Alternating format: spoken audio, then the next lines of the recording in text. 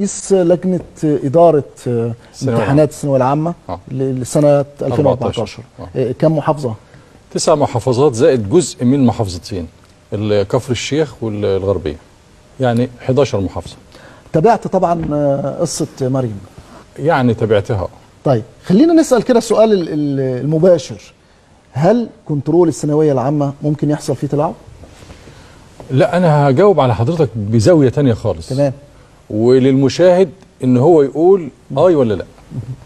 أنا رشحت رئيس لجنة إدارة الثانوية العامة 14 بعد اختبارات أمن وخلافه، مفيش أي مشاكل، واشتغلت في اللجنة بكفاءة الحمد لله، إلى أن عرض علي تفصيل لجان ثانوية عامة لناس معينين على مقاس ناس معينين. باخد ناس ملاحظين احطهم في لجنه معينه. اللجنه ديت بتضم مدارس تجريبيه لغات، الطالب بيدفع 20,000 جنيه، فلازم تتفصل عشان مستوى المدرسه يرتفع. رفضت، وهنا كانت الطامه الكبرى. لا لحظه واحده، اشرح لي ازاي ده اتعرض عليك. اتعرض عليا حضرتك فيه 2 موجودين في اللجنه بقالهم 11 سنه، مطبخ اللجنه، ولك ما تعني كلمه المطبخ، اللي هم عارفين كل حاجه، كل شيء، واللي فصلوا عارف مين اللي هيروح المكان ده، وعندهم كل حاجه. لما اتعرض عليها هذا الكلام رفضت. قالوا لك يا استاذ عبد الخالق عاوزين فلان الفلاني ده في اللجنه الفلانيه. ده هم بيعملوا، يقول لك اللجنه اللغات التجريبيه بالمنصوره هنعمل لها كذا كذا، ليه؟ لان فيها ناس معينه ويدفعوا فيها كذا، وانت ليك حصه فيها، انت ليك نص مليون، ووزير التعليم له حصه السابق، والمحافظ السابق له حصه فيها، وانا ليا حصه وكيل وزاره. قلت له اسف، بس الكلام ده خطير. الكلام ده خطير. بعت شكاوى لكل المسؤول في الدوله ولم تحرك ساكن. لو الاجهزه الرقابيه فين؟ سعادتك انا لو حرامي ووافقت ان انا ابقى حرامي وافصل لجان واسرق فلوس، كان زمان وكيل وزاره من 2 3 سنين. لان احنا في مصر حاليا كن فاسدا ترتقي، اما الشريف يحارب. اتحاربت من جميع الجهات والى الان. طب اللي جالك قال لك تفصل اللجان دي على مقاس مدارس معينه واشخاص معينين، رتبته ايه؟ وظيفته ايه؟ هم اعضاء في اللجنه 11 سنه. انت ليه سايبهم عضو في لجنه 11 سنه؟ ليه؟ المفروض الاعضاء دول يتغيروا.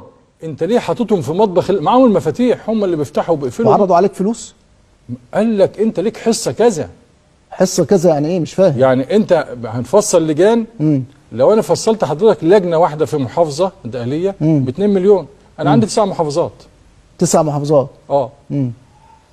لو عملت هذا العمل في كل محافظه واحده بس بقيت باشا. طبعا الكلام اللي حضرتك بتقوله احنا بنؤكد الكلام اللي بيقوله الاستاذ عبد الخالق رمزي خليل، هو على مسؤوليته عظيم الخاصه. هكمل لك القصه عشان اتفضل، عشان تبقى عارف حضرتك.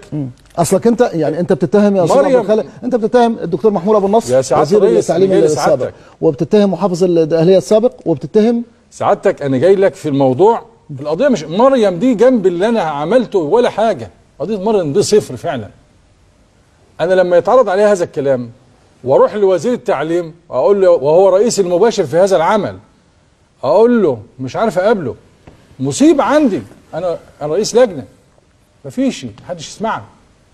رحت للمحافظ، قعدت معاه 4 مرات وعملت محاضر واللجنه اتقفلت. المحافظ السابق اللي هو مين؟ عمر الشواتفي. اللي هو عمر الشواتفي. وقلت اديته ملفات واثبتت الكلام ده في محضر عمليات في المحافظه. طب ما عملتش ليه بلاغ للنيابه؟ طلبت النجدة لما قفلوا اللجنة عليا، لأن هم مشوني في فترة خطرة جدا، اللي هي الفترة مين بقى؟ أنا اشتغلت الفترة الأولانية، نقيت الكشوف وجهزت نفسي الستاند باي. فترة تفصيل اللجان اذبح، لأن رفضت. فضلا عن الناس اللي شغالة في اللجنة أعضاء بيتقاسموا معاهم الفلوس. جبل ذهب موجود، وسبب فساد التعليم في مصر هو الثانوية العامة.